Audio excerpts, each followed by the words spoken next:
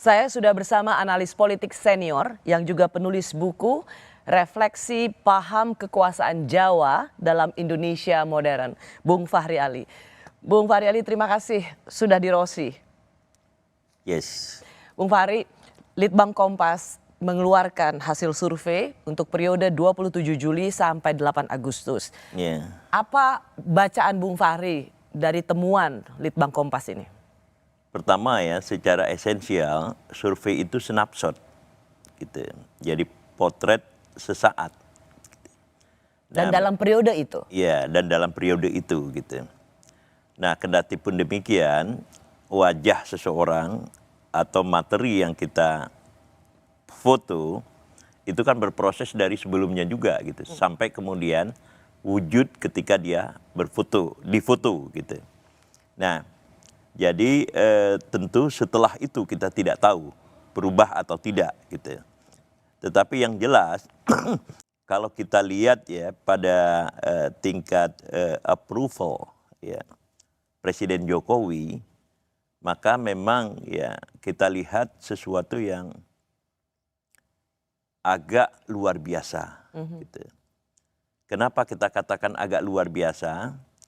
Karena tingkat approval-nya itu tidak pernah berubah sejak sebelumnya, gitu.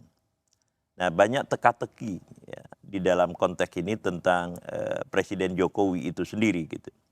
Tetapi secara konseptual saya ingin mengatakan bahwa Jokowi itu telah muncul sebagai sosok ya, yang menandingi kedikdayaan partai-partai politik. Gitu.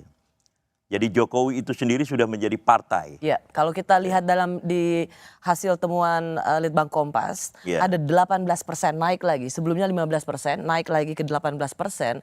Bung Fahri, mereka akan memilih calon presiden, atau memilih presiden kalau itu didukung oleh Pak Jokowi. 18% itu udah partai politik. Iya, tapi saya bahkan lebih dari itu yang mau saya katakan adalah bahwa dia adalah seorang tokoh yang tidak punya partai politik, tetapi hampir seluruh ya gerak-gerik dan dinamika yang berlangsung pada partai-partai politik itu adalah pantulan dari pengaruh kekuasaan yang dia miliki, gitu.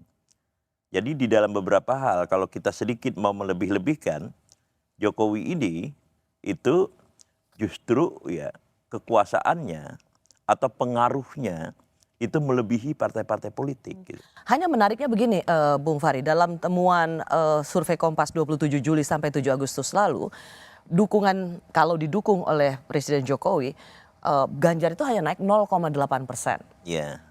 Jadi sebenarnya tidak terlalu signifikan. Yeah. Sementara Prabowo naiknya 3,8%. Yeah. Tinggi sih untuk Prabowo, meskipun dengan seluruh upaya identikan dengan Presiden Jokowi atau selalu ingin bersama, 3,8% ya oke lah.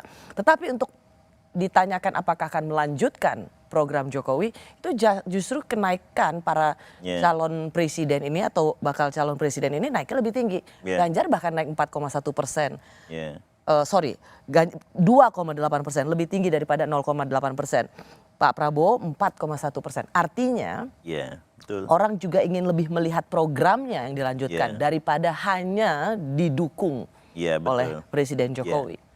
Jadi begini, saya gembira dengan hal yang terakhir itu, ya, bahwa program menjadi lebih penting daripada didukung oleh Jokowi.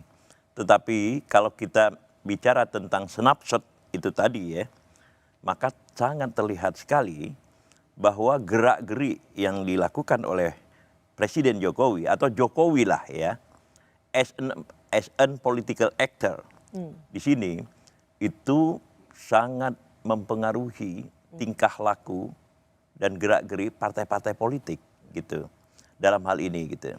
Nah, bahwa kemudian masih dipertanyakan ya, apakah dukungannya atau endorsementnya terhadap salah satu calon itu kemudian berpengaruh secara signifikan, masih akan kita lihat. Masih harus terus dilihat dan diuji lagi. Betul.